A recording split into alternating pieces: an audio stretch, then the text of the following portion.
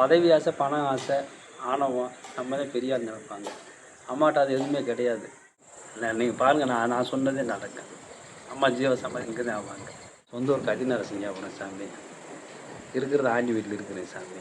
இப்போ நாங்கள் நல்லா இருக்கு சாமி, எந்த குறையும் இல்லை. எல்லாம் அந்த ஈஸ்வரனுடைய அந்த 18 சித்தர்களுடைய ஆசீர்வாத சாமி எங்கள் கூட இருக்காங்க சாமி. அவங்க எங்கே போனாலும் வந்தாலும் எங்களுக்கு துணையாக இருக்காங்க சாமி. நல்லா இருக்கேன் சாமி.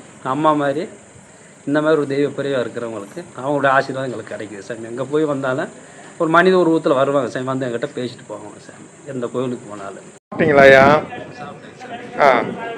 நல்லா திருப்தியாக சாப்பிட்டேன் சாமி, அம்மாவுடைய ஆசீர்வாதத்தில். இந்த இடம் ஒரு காலத்தில் பூஞ்சோலி ஆகிடும் சாமி. அதேமாதிரி அம்மா நம்ம நினைக்கிற மாதிரி அம்மா நம்மளுடைய ஆத்மா கிடையாது சாமி. அம்மாவுடைய ஆத்மா வேறு. தாய் பராசைக்கு இந்த பூமியில் அந்த அம்மா உருவாகி பார்த்துட்டு குழந்தை பிறக்கும் போது இந்த பேர் அப்படி அம்மா முத்து பறிச்சாகி ஒரு 10 பேர் பசியாதுன்னு சொல்லி அந்த அம்மா தெய்வ பிள்ளையை வந்து அங்கே உட்காந்துருக்கு. இன்னும் அடுத்து என்ன பட்டதுகள் அந்த இடத்துல செய்யுங்க சார். செஞ்சுட்டு அந்த அம்மா வந்து ஆத்மா வந்து அன்னைக்கு பாருங்க, உங்களுக்கு இன்னைக்கு சொன்ன பெருமையாக தெரியும். ஜீவ சமாதிகளை உட்காந்து போய் சார். அந்த அம்மா உடனே போட்டி ஜனங்கள்லாம் போகிற அந்த அம்மா வணங்கிட்டு சார். இப்போ அந்த அம்மா சும்மா நம்ம கண்ணுக்கு அந்த அம்மா உருவம் அந்த அம்மா கிட்ட பேசிட்டு வந்துட்டு போயிட்டுருக்கு. அது தெய்வ பிறவி சாமி. அந்த நாகம்மா தாய்க்குன்னு தெரியும் அவங்க யார் என்னன்ட்டு. எங்கள் மாதிரி ஒரு சிலருக்கு தெரியும் அந்த அம்மாவுடைய உருவம் என்ன, யார் என்னன்றது கூட. அப்புறம் எல்லாருக்குமே தெரியாது பார்த்துக்கோங்க. அந்த மாதிரி இந்த பூமியில் வந்து உட்காந்துருக்கு சாமி அந்த அம்மா. தர்மம் இல்லை அந்த வேலை ஒரு முருகனை வந்து உட்கார வச்சுருக்கிறாரு. இங்கே சுற்றி வர ஏகப்பட்ட தெய்வம் இருக்குது சாமி. உங்களுக்கு தெரியுங்களா? அம்மாவுக்கு தெரியும். கேட்டிங்களா? எத்தனையோ பெண் தெய்வங்கள் இருக்குது, ஈஸ்வரர் இருக்குது, சித்தர் முனிவர்கள் பூராமே இருக்கிறாங்க. இங்கே இந்த சுற்றில் இருக்கிறாங்க. அவங்களுக்கு தெரியும், அம்மாவுக்கு தெரியும். அவங்களாம் சேர்ந்து அம்மாவை வந்து இங்கே உட்கார வச்சுருக்குறாங்க. போக தெரியும் சாமி. இங்கே நாங்கள் சொல்லலை, அந்த ஈஸ்வரி சொல்கிறாரு. அந்த அம்மா ஜீவ சமாதி எங்கே உட்கார மாட்டேன். அப்புறம் நம்மள மாதிரி ரூபமாக இல்லை, ஆத்மா பிரியாது. அன்னைக்கு சொல்லுவாங்க பாருங்க, அன்னைக்கு தெரியும், உங்களுக்கு தெரியும், நீங்கள் கூடயே தெரிப்பீங்க. அன்னைக்கு என்றைக்குமே உங்களை விட்டு பிரிக்க அந்த ஈஸ்வரை விடாது. அம்மாவுக்கு துணைக்கு நீங்கள் கூட இருக்கீங்க. எப்படியெல்லாம் தெய்வத்துக்கு கருப்புசாமி முன்னோடி இருக்காங்க, அது மாதிரி நீங்கள் அந்த அம்மாவுக்கு ஒரு காவல் தெய்வமாக கூட இருக்கீங்க. அம்மாவுக்கு தெரியும் பார்த்துங்க. ஆனால் வெளியில் சொல்லாத அம்மா, மனசுக்குள்ளே வச்சுக்கிறேன். பார்த்தாலே தெரியும் யார் எப்படின்றது தெரியும். அதேமாரி வந்து நல்ல வாக்கு கொடுக்கும், நல்லதை செய்ய, நல்ல எண்ணங்களத்தோடு யாருக்கு வேணாலும் வந்தால் பசியாச்சு சாப்பிட்டு போட்டு அனுப்பிவிடும் பார்த்துக்குங்க. எங்கே நின்றாலும் சரி, இங்கே நின்று பார்த்து இந்த எல்கை இல்லை. அம்மா போய் எந்த எல்கையில் போய் நின்றாலும் சரி, அங்கே செல்வாக்கத்தை இருக்கும் பார்த்துக்குங்க. ஆனால் அவ்வளோ சீக்கிரமாக அம்மா அந்த பாதம் வந்து அந்த இடத்துல போய் படாது. அம்மா போய் அந்த பாதத்தை பட்டு அந்த இடத்துல போய் நின்று வந்தாலும் அந்த இடத்துல செல்வாக்கு சரி. எந்த ஊருக்கு போனாலும் எந்த கோயிலுக்கு போனாலும் சரி, அம்மாவை பார்க்குறாங்களே சாமி, அம்மாவை பார்க்குறாங்களே சாமி, பார்த்தாலே ஒரு பெரிய புண்ணியம் சாமி.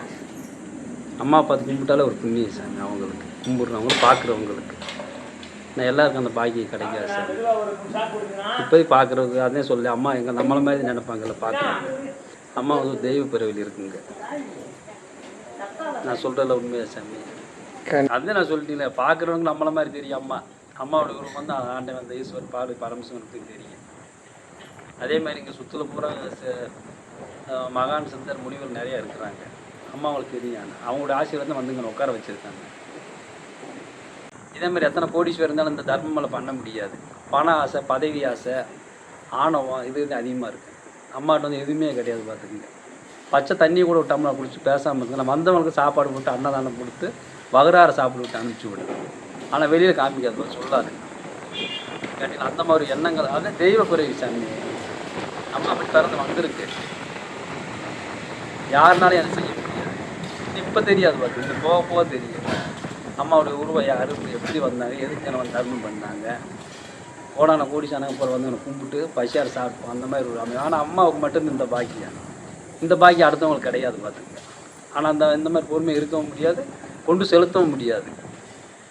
கேட்டிங்களா சாமி? அம்மாவுக்கு மட்டும் இந்த பாக்கியம். பதவி ஆசை, பணம் ஆசை, ஆணவம் நம்ம தான் பெரியார் நினைப்பாங்க. அம்மாட்ட அது எதுவுமே கிடையாது. நினச்ச எல்லாருக்கும் பெரிய ஆளுங்க கோடீஸ்வரன் இருக்கிற எவ்வளோ சொத்து வாங்கலாம், காரை வீட்டுக்கு கீழே இறங்காமே அம்மா போய் வரலாம். ஆனால் அது மனசில் ஓடலை. அது நம்மளை மாதிரி சாதாரணமாக இருந்து 4 பேர் நன்மை செய்யணுன்ற எண்ணத்தில் இருக்குது. சில பேருக்கு வேலை செஞ்சு உடல்லாம் வலிக்குதுன்னுவாங்க.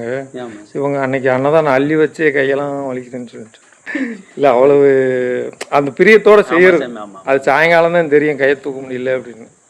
ஆனால் அது செய்யணுங்களா, அந்த தர்மம் பண்ணணுமே, அந்த எண்ணங்கள் வரணுமே. வாயில் சொல்லிட்டு போயிடுவாங்க காசை கொடுத்துட்டு, அது செய்யணுமே. என்ன சாமி, சாப்பாடு ஒருத்தர் பரிமாறி சாப்பாடு விட்டு சாப்பிடு பசியாத்தவங்க, அதுதான் பெரிய புண்ணியம். பணத்தை கொடுக்குறதோ வாயில் சொல்கிறதோ புண்ணியமே கிடையாது பாருங்க. என்ன சாமி, அம்மா என்னைக்கு நல்லாதே சாமி இருக்கு. நீங்கள் பாருங்கள், நான் சொன்னதே நடக்கும். அம்மா ஜீவ சமாதி இங்கே தான் ஆவாங்க. இன்னும் எல்லா இடத்துக்கும் போவாங்க, வரும் எத்தனை கோவில் கட்டுறது தர்மம் பண்ணுவாங்க. ஆனால் இந்த அளவுக்கு இந்த பூமி அம்மாவை கொடுத்து வச்சுருக்கு.